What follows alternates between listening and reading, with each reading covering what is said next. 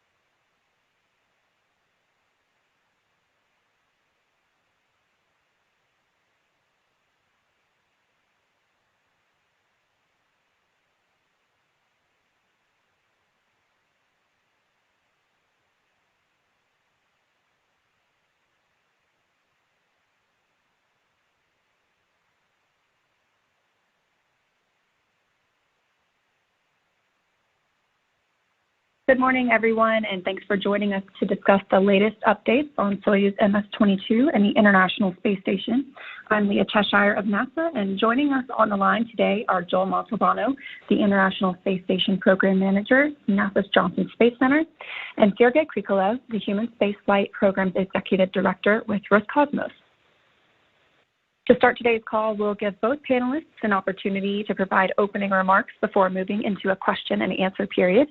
You can press star 1 to raise your hand to ask a question and star 2 to withdraw your question if it has been answered. We'll go ahead and start with those opening remarks, and I'm going to turn it over to Joel Montalbano.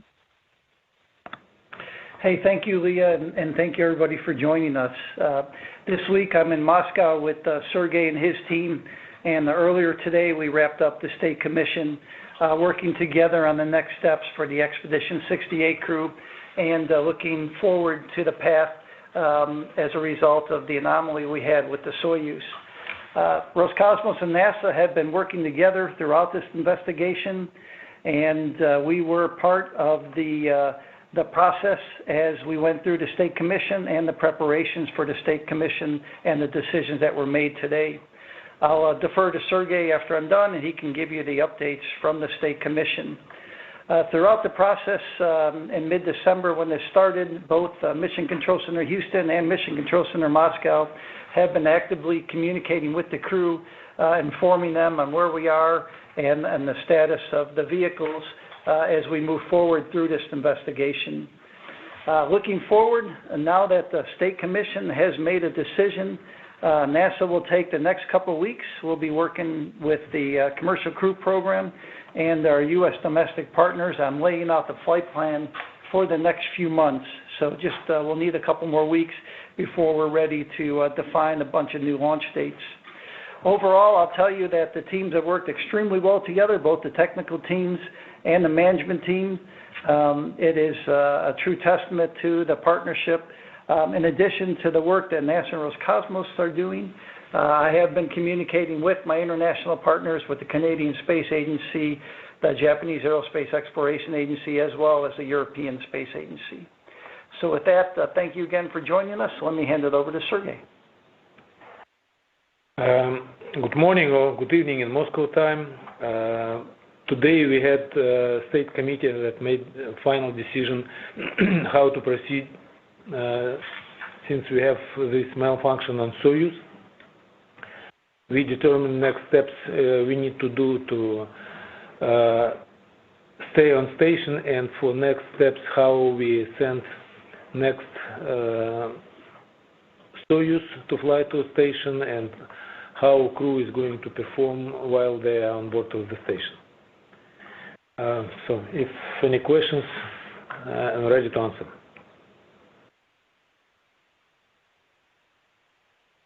Okay. Thank you both very much, and we can start getting into those questions. We will start with Joey Roulette from Reuters. And before we start questions, I should remind you, it's *1 to raise your hand, *2 to lower it. Please state your name and affiliation, and please direct your single question to either Mr. Krikalev or Mr. Montalbano. And with that, Joey, you can go ahead and ask your question. Thanks. Question for Joel. Does NASA agree with Russia's conclusion that the hole was caused by a meteoroid impact? And also, how do you expect this plan that Russia has to send an uncrewed capsule, how do you expect it to affect the SpaceX Crew 6 mission? And one quick one for Sergei. Roscosmos said that the crew's mission will be extended on the ISS. What does that extension depend on? Or in other words, I guess, what will determine their return date? Thanks. Hey, Joey, thank you. Good to talk with you. You know, the work we've done, so we've done a lot of imagery assessments of the area of interest, and everything does point to a micrometeorite debris. We have looked at the meteor showers that occurred around the same time frame, but that both the teams in Houston as well as the team in Moscow have said that the meteor showers were not a contributor. They were coming in a direction that was not the same direction of the Soyuz. And so everything points to micrometeorite debris. We are in the process of getting some additional imagery, but so far we are in concurrence with Roscosmos. They've also looked at the vehicle and looked at manufacturing, and I'll let Sergei answer any questions on that, but nothing was off nominal in the manufacturing of this vehicle. With the decision today to fly 0 crew in the upcoming Soyuz, the Crew 6 complement will remain the same, so no changes to the Crew 6 complement. And I will add a little bit to what Joel said about our investigation. Originally, we didn't have exact image of radiator. We have information of approximate position where this hole is.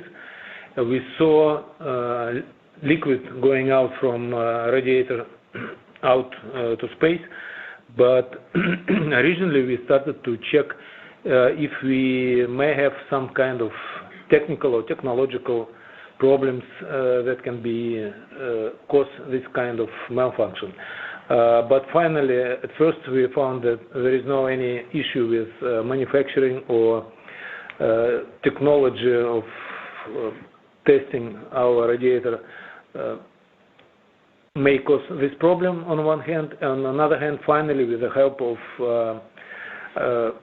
Canadian robotic arm, we got image of this area, and we obviously saw that this is a hole in radiator, and unfortunately this is not hole in radiator but also hole in a pipe which actually hold this coolant for radiator. So this is for technical point of view. And you ask about extension of crew on board. Originally our plan was to replace this crew with next increment in mid-March, but because we decided that optimal way would be to send this Soyuz with no crew,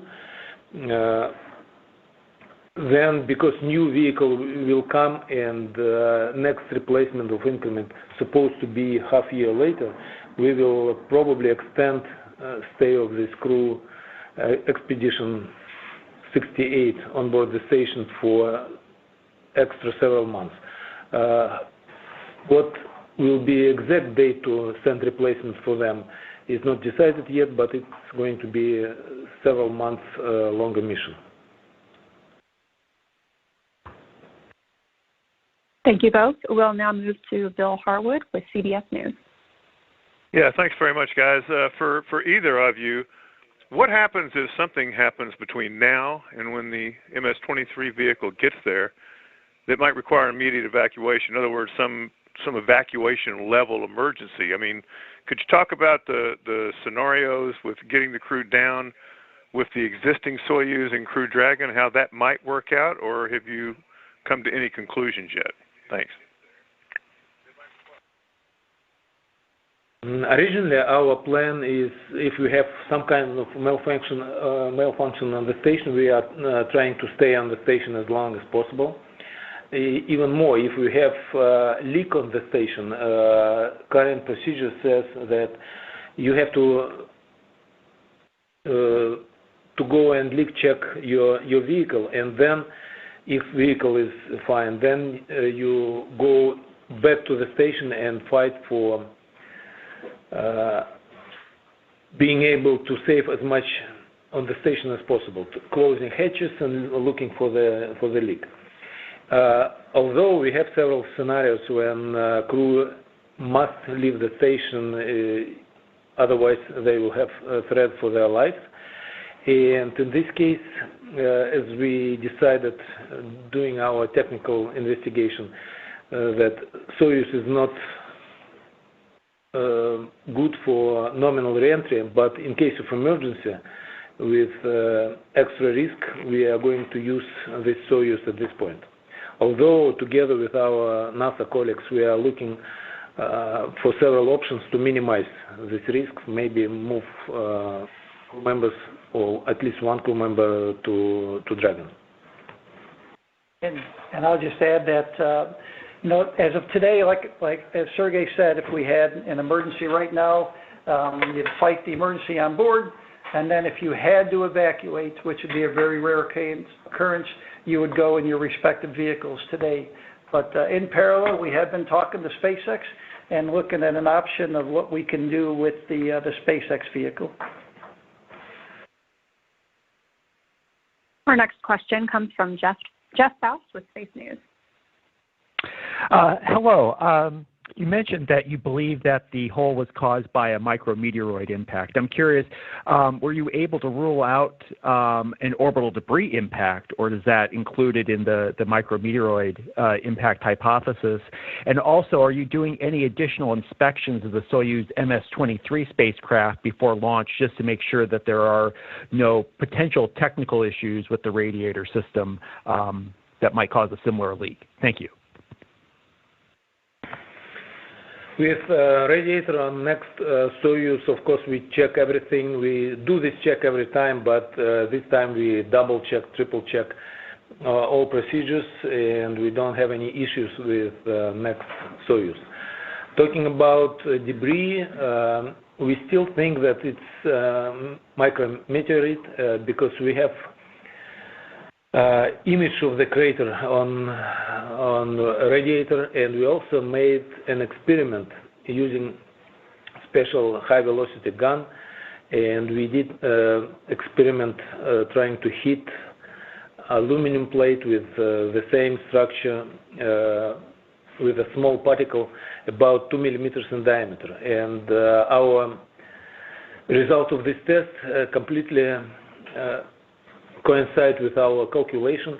So our current theory that this damage was caused by small particle about 1 millimeter in diameter and velocity about 7 kilometers per second.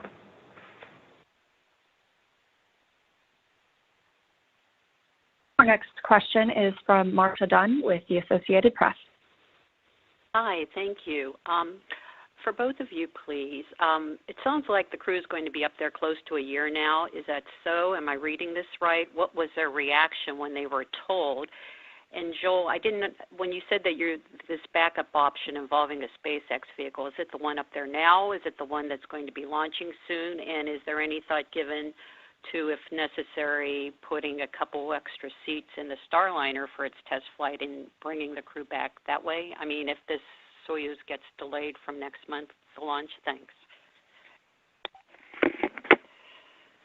Okay, there were a lot of questions there. I'll try and see if I can get them all. Let me go backwards. At this time, we're not looking at the Starliner. Right now, we continue to work the CFT mission with just 2 crew members. As far as any contingencies, what we're looking at is the Crew 5 vehicle. We're not looking to make any adjustments with the Crew 6 vehicle. And it's only contingency. And again, yeah, just for contingencies. Nominally, this crew will come home, as Sergei said, in the replacement Soyuz. As far as talking to the crew, The awesome thing about our crews is they're willing to help wherever we ask. And so the crews that are prepared, they're prepared to stay until, the September launch date, if that's the case. If they go earlier and that launch date moves up earlier, then they're prepared to come home earlier. So the crews are, they're excited to be in space, excited to work on ground, excited to do the research that we do on orbit. So they are ready to go with whatever decision that we give them. And today, during our committee, we had a report from medical community saying that crew health is in good condition and they go for flight longer. I may have to fly some more ice cream to reward them, but that'll be what we'll do in some of these vehicles coming up. All right, our next question is from Lauren Grush with Bloomberg. Hi, thank you so much.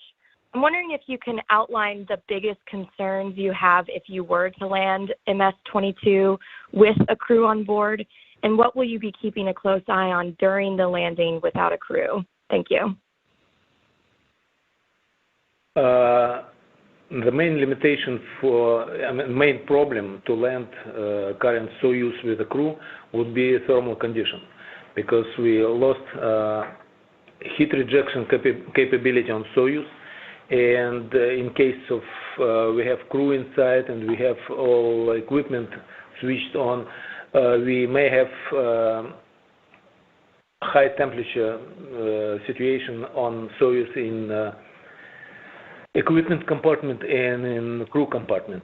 So that's why together with our colleagues we are looking at options that if we need to use the Soyuz in case of emergency, we may reduce size of the crew in order to reduce heat load on the crew for landing conditions. Our next question is from Andrea Leinfelder with Houston Chronicle. Hi. Is this the first time that, kind of a rescue spacecraft has been needed at the space station? And also, can you explain what happens to the current Soyuz that's attached to ISS? Are you going to bring it home empty, or are you planning to land it in the Pacific? What's the plan there? Thank you. When new Soyuz will come and dock with the station, we are planning to take some personal equipment from Soyuz, seat liners, spacesuit, safety equipment for emergency landing, and all necessary things what needed for crew to survival in case of other type of emergency. So when new vehicle comes, we move necessary equipment from old Soyuz to new Soyuz, and we are going to land all damaged Soyuz in a mode with no crew. But we'll land in Kazakhstan on the land? In nominal landing site. Yes. Actually, our landing trajectory and landing scenario is going to be close to nominal, and we are going to actually even return some samples from experiment and maybe some equipment we need to return back. So we will use this opportunity to return back some results from the station. And actually, when we are flying uncrewed Soyuz in February, we are going to use it also to deliver some cargo on it. In addition, on the returning Soyuz, we'll be taking some temperature measurements such that just measure how the vehicle does in this scenario, such that if we ever had a need in the future, we have some additional data. So we're going to fully use this vehicle all the way to till it lands back on Earth. At this point, we have calculations and thermal scenarios, but we want to prove this calculation with the result of real test. Our next question is from Eric Berger with Ars Technica. Yeah, hi. Thanks for doing this. Just to follow up on Lauren's question, maybe Joel, could you talk a little bit more about the potential damage to the flight computers or the temperatures inside the cabin? I think Sergei mentioned that there have been some calculations like if you were to put 3 people in there for return to Earth, what temperature do you think it would be at peak heating in the atmosphere, or shortly before it landed? Obviously, you want to ground truth it with real data, but I'm just wondering what your calculations showed. Thanks.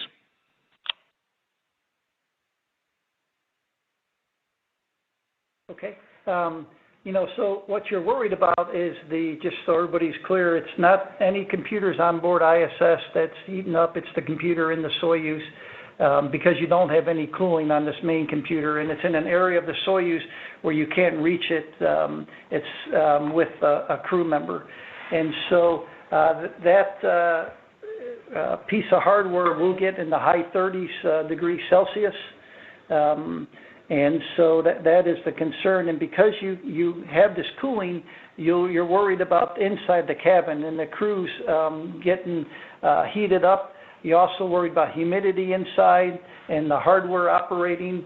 And so those are the concerns that you're worried about. And what we said is for a nominal, which takes a little over 6 hours or so from preparing the crew till you get to land, those temperatures would be in an area that would be not healthy for the crew. And by the way, all this calculation was done as a preliminary analysis, and because of that, we have our flight rules saying that if this kind of malfunction we have in autonomous flight of Soyuz, we need to go for emergency reentry. And if we are in a situation like now, when Soyuz is already docked with the station and crew is in safe place on the station, then we return Soyuz in uncrewed mode. Our next question is from Irene Klotz with Aviation Week. For Sergei, what date do you expect to undock MS-22? And just to be clear, you do expect it to survive reentry and land, but it would be unhealthy for crew members to be aboard? Is that where the analysis is showing? As we said, we are going to return back Soyuz with no crew. And that's our primary scenario. That's why we are sending new Soyuz with empty seats to be able to rescue crew and return them back in nominal situation. As for reentry, we expect that maybe we will have some overheating of equipment, and still we think that Soyuz have several layers of redundancy, and if computer fails, we have capability to continue reentry mode in analog with analog equipment. So we have several layers of redundancy. So we think that Soyuz will return back safely. If crew would be there, then the temperature, as Joel said, could be in high 30s, maybe low 40s degrees centigrade, and temperature itself is not so high. But the problem is that in small volume, humidity can be high, and crew may overheat with high temperature and high humidity. That's why we are not planning to use Soyuz in nominal situation for crew reentry. So in case of emergency, when crew will have real threat for their life on the station, then probably danger to stay on the station can be higher than go down in unhealthy Soyuz. But that's why we are looking for several scenarios saying how we can do this in most safe mode where risk is going to be minimal. As for landing itself, as we said, we are going to send, actually to minimize the time when crew exposed in this risk of subsequent malfunction. We sent Soyuz earlier than we originally planned. Original plan was to send Soyuz for crew replacement in mid of March. Right now we are planning to send it in end of February 20th actually. And usually we need to have about a week for crew handover and moving all equipment from one Soyuz to another if needed. So at this point we also expect that we prepare and land Soyuz week or two after docking of new Soyuz. Our next question is from Tariq Malik from space.com. Hello, yes, thank you. And my question is for Joel. Joel, you mentioned earlier about discussing just emergency scenarios with SpaceX and utilizing the Crew 5 vehicle on station now in case it was ever necessary. And I'm curious what you heard back from SpaceX about what that would look like. What would that scenario look like in terms of how to secure the additional 3 crew members, their supplies, etc., with the supplies that are on board now? Thanks. Okay, yeah, good question. And so SpaceX has been extremely responsive to this request, as they have been on all past requests. We are looking at options of 1 crew member right now, and that would require moving some hardware over from the Soyuz over to the SpaceX. Generally, as you guys know, when we have crew members, we also fly cargo home, and having the extra crew members would displace some of the cargo. And so what we're working with SpaceX and Roscosmos and Energia is some options where you can bring some hardware over from the Soyuz, strap that in where you would normally fly some cargo, and be able to fly a crew member home. And we're looking at anything from 1 crew member or more if we needed. But again, all that is only for an emergency, only if we have to evacuate ISS. That's not the nominal plan or anything like that. As NASA engineers, and Roscosmos is no different, we're always looking at, what can we do to ensure the safety of the crew, improve the situation, and that's what the teams are working at. But nominally, the plan is when Crew 5 comes home, they come home with just 4 people.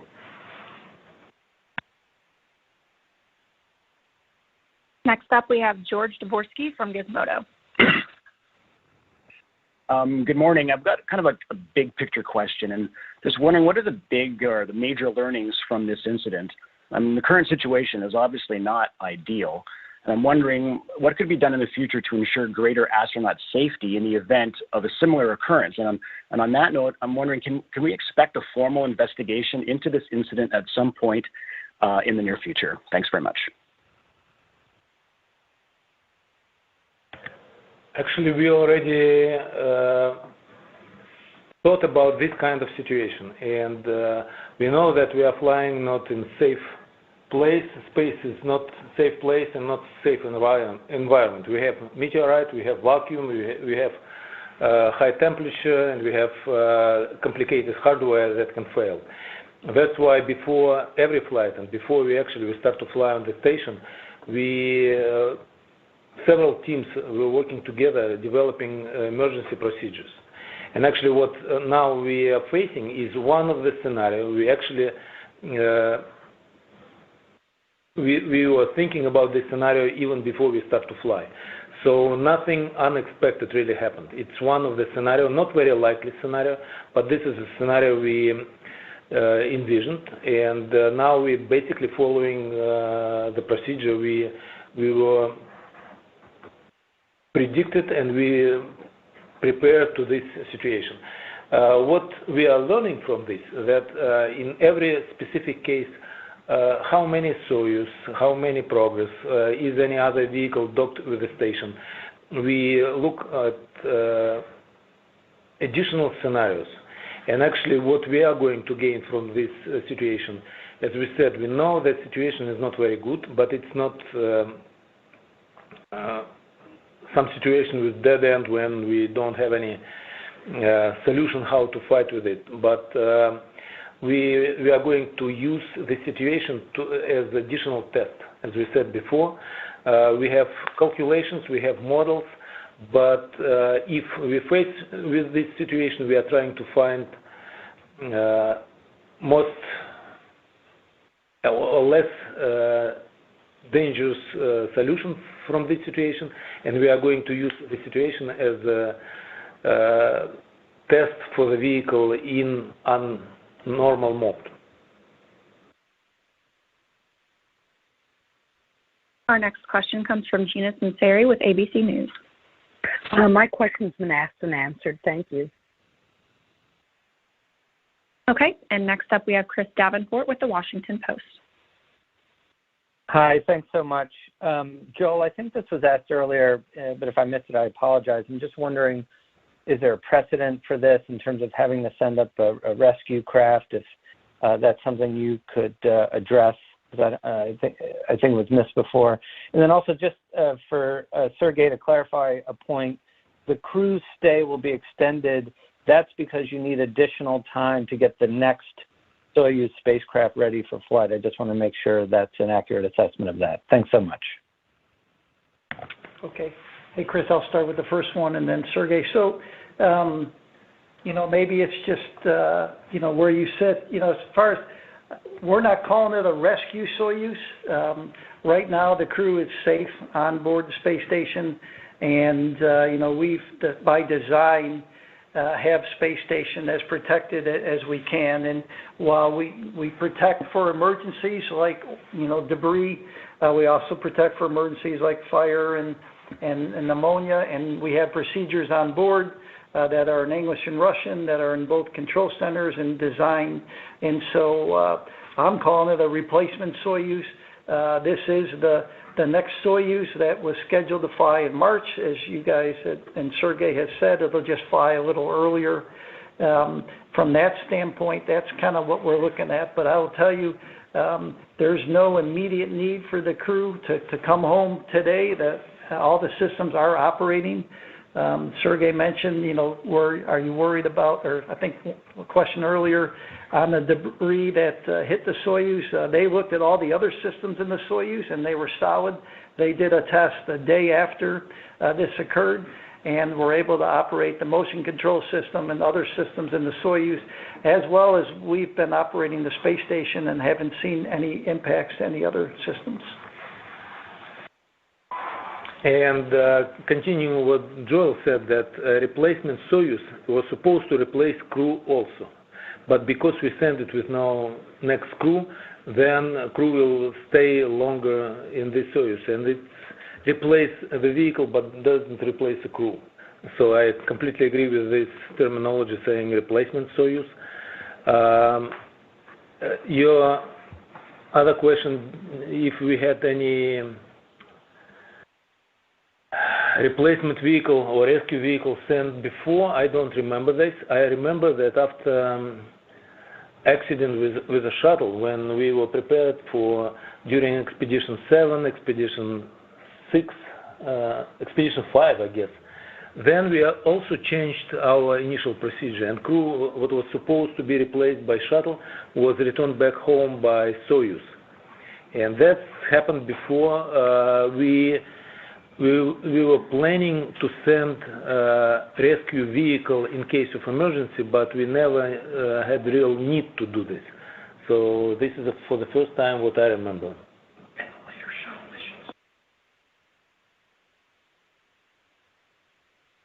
All right, our next question is from Elisha Sowers with Mashable.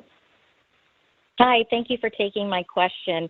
And I apologize if this has already been answered earlier, but I was wondering, so you feel quite certain that it was a micrometeoroid that caused the hole. I'm wondering how you know the difference between whether this was caused by a micrometeoroid or, some bit of space junk. It's based on that, the assessment is based on the imagery that we were able to look at the hole on the vehicle, and then confirmed with the testing, the high velocity testing that Sergei talked about, and so they were able to repeat the imagery that they're seeing on orbit on the ground. And also saying that we think that this is a micrometeorite because some other object on this orbit cannot exist, because if it has so high velocity, it wouldn't stay on this orbit. It will leave this orbit. So it's obviously something just crossing this trajectory. And unfortunately, we look imagery of the station from outside, having some pictures from other places, and we saw some marks of micrometeorites hitting radiator, solar arrays, and even windows on the station. Because even flying on Mir and on ISS, we saw some small cavern on the glass, which you can see by your eyes. You don't need even special equipment. So it's unfortunately it's happening, but the station is protected in many cases for majority of these small particles. But unfortunately, this particle was extremely unlucky, hit not only radiator but even pipe on this radiator. Up next, we have David Denault with About Space Today. I'm wondering, hello? Hello? We can hear you. Okay, thank you. I wanted to find out, is there no way to repair the spacecraft? If you had the parts, is it repairable from space? Now, this is a very inconvenient place. At first, this damage happened in the far end of Soyuz spacecraft, the furthest from docking port. We don't have any handrail, no any support structure that can let crew member go to this area.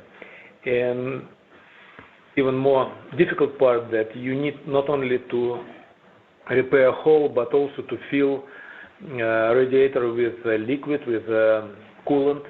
And the procedure is so difficult and so risky that much less risk would be to just replace the vehicle.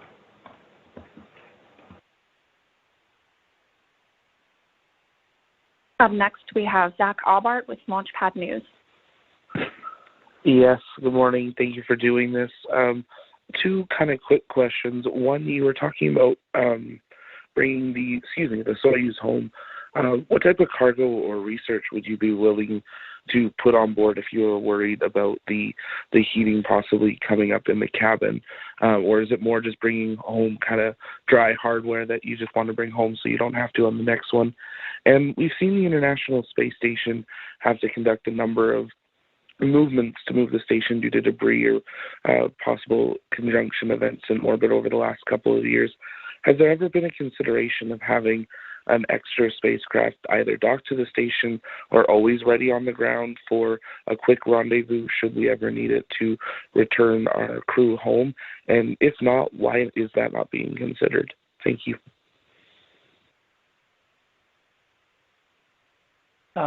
And so, let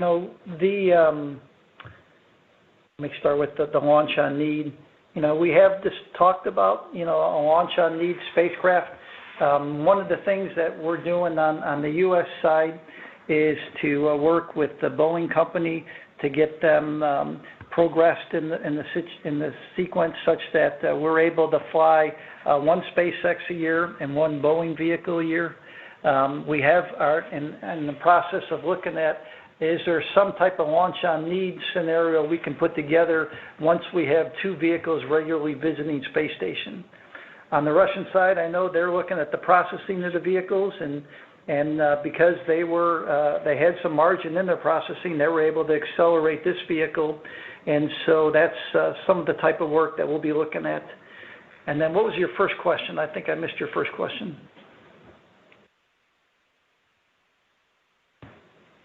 Possibly onto the Soyuz to bring home if heating is a concern. Would you be looking at, I know you've been growing stuff on station and things like that, or is it more just dry cargo, extra supplies, dirty clothes, things like that? Probably not dirty clothes, but we have some results of experiment we usually return back on Soyuz. Some equipment we would like to investigate to improve it for future flights. So things like this we probably will return back, what is not temperature sensitive. We know that we already discussed it with the medical community that there is no reason to try to return back frozen blood samples because in high temperature it may melt and it will spoil the result of experiment. So we are looking through different equipment or result of experiments we are going to return, and of course we will return what is not temperature sensitive. And returning back to first subject, we actually for a long time discussed that we probably need to have some kind of rescue or replacement Soyuz in case of emergency, being able to send in expedited mode. And for a while we even were thinking that it's good to have Soyuz on the ground ready to fly, and requirement was to have it ready to fly in 45 days. But to have Soyuz that is sitting on the ground and we are going to fly in nominal mode, we decided that it probably wouldn't be a smart idea. It's easy to, every time Soyuz is ready, we are sending it up, and especially when we had 4 Soyuz flying every year, it was easier to expedite next Soyuz and use it as a replacement vehicle, rather than have one backup Soyuz just sitting on the ground from year to year waiting for this very unlikely scenario. So basically we are in a mode we also kind of but we discuss this scenario, and we are exactly in this scenario when we need to have Soyuz send a little earlier, and really situation with loss of pressure in the radiator happened in mid of December. So in about 2 months or a little more than a year and a month and a half, we are sending next Soyuz ready to serve as a replacement vehicle. Our next question is from Tim Fahrenholtz with Quartz. Good morning. Thank you for taking these questions. This is just a clarification, and forgive me if I missed it earlier, but what is the reason for moving the various pieces of equipment from MS-22 to MS-23, like the seat liners and stuff? Is that just expediting the ability to get the spacecraft up there more quickly? Thank you. No, it's just some things built specifically for the crew, like spacesuit itself, seat liner. It's actually built in such a way that you need a person to fit check this hardware. So if crew is already on board, it's easier to move it from one Soyuz to another rather than try to make another one and use place of extra cargo instead of personal equipment. So personal equipment is already on board, so no need to build it and send it up using extra weight. And we've done this in the past. You know, this isn't the first time that we're moving hardware from one vehicle to another.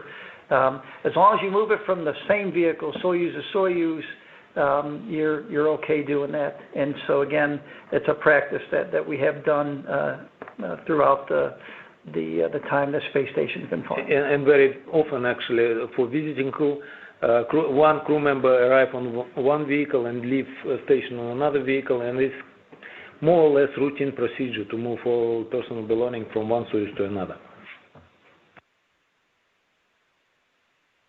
Next is Stephen Clark with Spaceflight Now.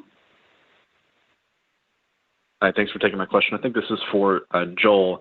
I know it's a very unlikely scenario in the event that you have to evacuate the station before Soyuz MS-23 arrives, but in your discussions with SpaceX talking about accommodating extra crew members in Dragon, just some more detail on how that might work. What equipment would you have to transfer from the Soyuz to the Dragon for that? Would they be in their Sokol suits, or would they have any other protection that they would be wearing? And how would the seating work, et cetera? And where does the Crew 6 launch date fit into all of this? I heard that might be delaying from the mid-February target to sometime later. Just what's the current situation with the Crew 6 launch date? Thanks. Okay. As far as equipment, we are still working that with the SpaceX and the Roscosmos. At this time, we are not looking to move over to the Soko suit, but we're still working the details of actually what hardware we would move over. As far as Crew 6, now that the State Commission has established the plan for the Soyuz, we're going to take the next couple weeks to kind of lay out the plan. Where does Crew 6 go? Where do we put SpaceX 27? We have a Northrop Grumman mission coming up. There's the CFT flight, the Axiom 2 mission. And so laying everything out is what we're going to plan now that we have the decision from the State Commission. So I'm sure what you're looking for today, but we just need a couple more weeks to lay all that out. Our next question is from Robert Perlman with Collect Space. Thanks. I think for Sergei, can you just give a status of the Soyuz MS-23 spacecraft and launch vehicle as it is today? What still needs to be done to get it ready to launch next month in accelerated fashion? And where was that margin found to be able to accelerate its preparation so it can be ready? Actually, we built this margin in procedure of preparing spacecraft for the flight. It's already on Baikonur. It's already partially ready to flight, and of course we need to do final inspection, and we need to assemble vehicle with a rocket, put all necessary shroud on the rocket, escape tower, so everything needs to be assembled with a rocket, and that takes some time. But as we said, usually rocket and the vehicle sent to Baikonur in advance, just to be comply with this procedure to have next Soyuz ready quickly if necessary, and usually just waiting for time when we need to start final preparation. So now we just start this final preparation earlier than we originally scheduled. But there is nothing really different we are doing now than we were planning to do in nominal preparation. We just start earlier. Next is Ken Kramer with Space Up Close. Oh, hi. Thank you for taking my question, and good luck with the preparations. My question, probably for Joel. You have extra Crew Dragons available. I'm wondering, why not send a Crew Dragon up after Crew 6? Why not send up a Crew Dragon with one astronaut to bring the MS-22 crew home? Because I think in March you're going to launch Polaris, so you would have one available pretty soon, it seems like. Because also right now you don't have, if there's an emergency, a safe way to get this crew home. So I'm wondering about, if you could go into more detail about alternate Crew Dragon. Thank you. Yeah, so a couple of things. One, Roscosmos is going to expedite the processing of the Soyuz, and so they'll have that up there in February 20th is what you heard today. Plus, these vehicles are designed, you have a specific suit for a vehicle, so you have a specific suit you'll wear in the Dragon, which is not the same suit you'll wear in the Soyuz. And so you'll have tailored equipment for the crew depending on the vehicle. And to do all that correctly, you want to have the crew on the ground, you want to measure them, you want to do a fit check, et cetera, et cetera. So this is the quickest way to get to a safe configuration is get that replacement Soyuz up there.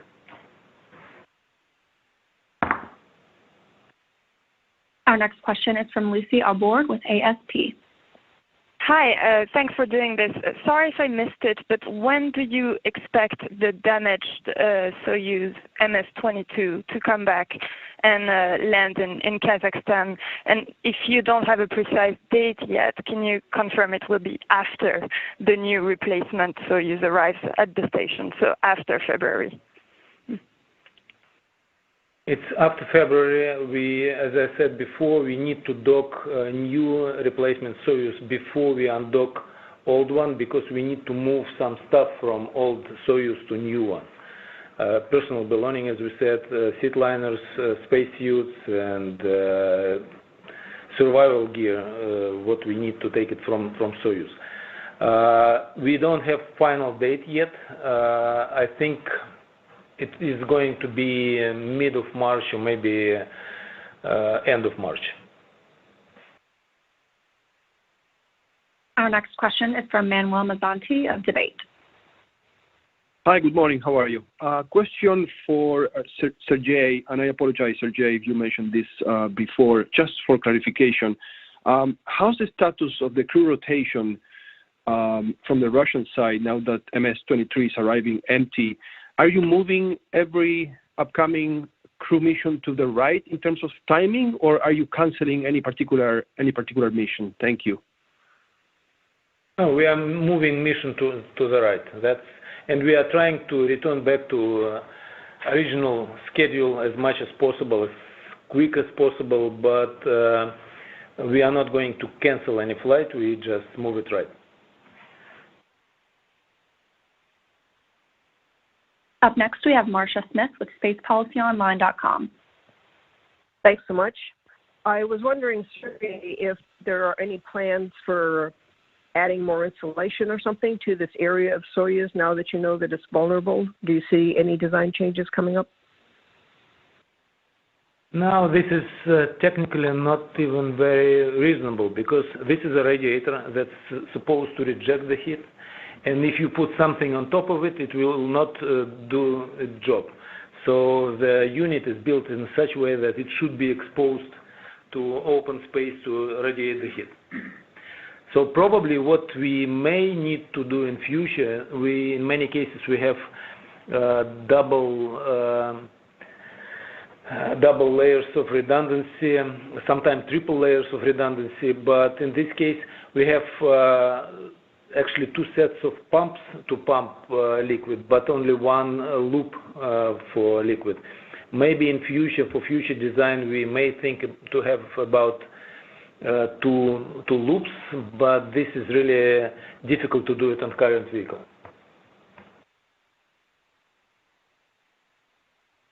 Our next question is from Kenneth Chang with the New York Times. Hi, thank you. This is for Mr. Krikalev. I just want to make sure I understand your explanation for why you don't think it's orbital debris. Is it that from the direction that it hit and the velocity that's not consistent with something in Earth orbit? Thanks.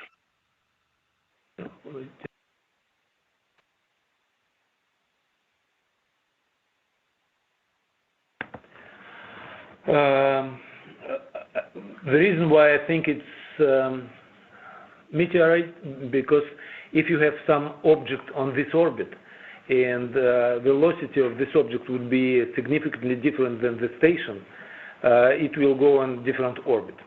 So it wouldn't stay on this orbit with this difference in velocity.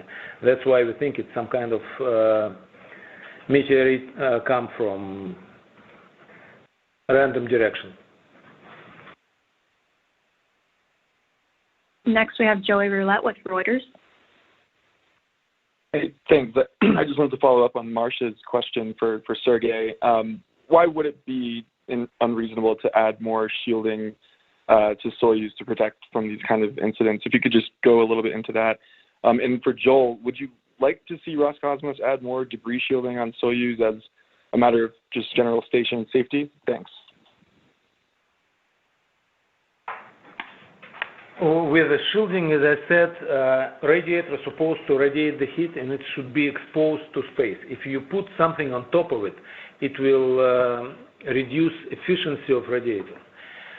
Another option would be to make radiator stronger, thicker, but it's going to be heavier in this case. So it's usually in complicated units, you trade one thing against another one. So if you do something very efficient, in this case it's relatively fragile, but you probably wouldn't be able to protect something from the bullet flying 7 kilometers per second.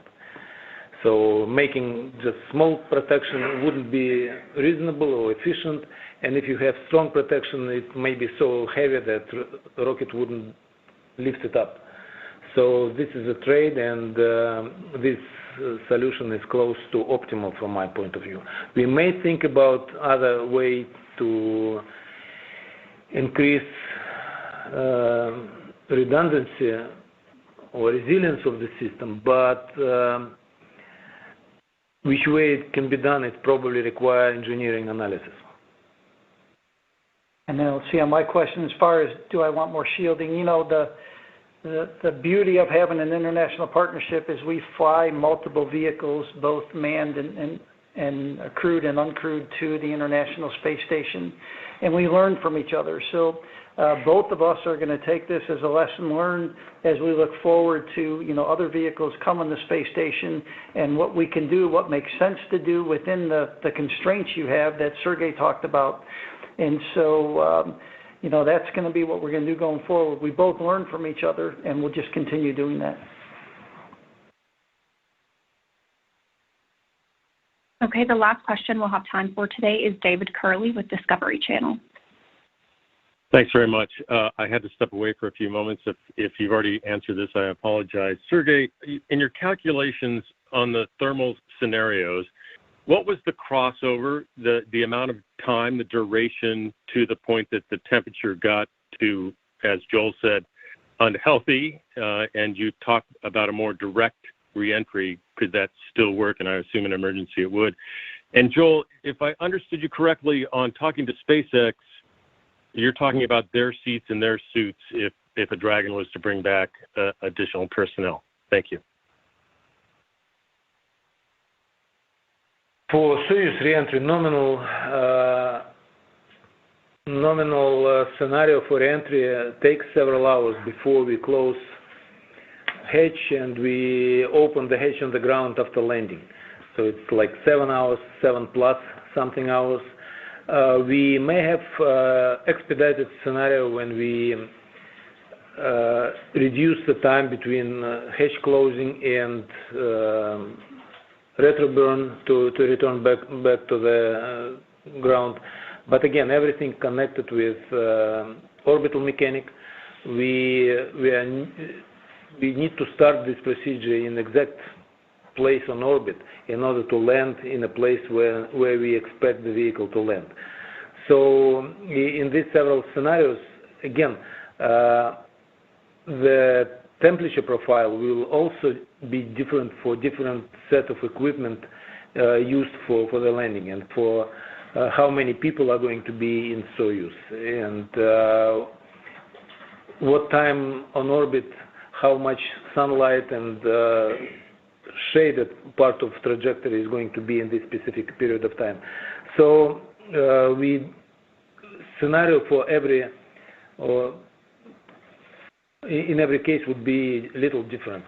But what we said that really we think that Soyuz is capable to land in automated mode, and we think that we able to plan it in a such way that we land Soyuz in a place where we usually land Soyuzes. And David, say your question again on seats and suits. I want to make sure I understood it correctly.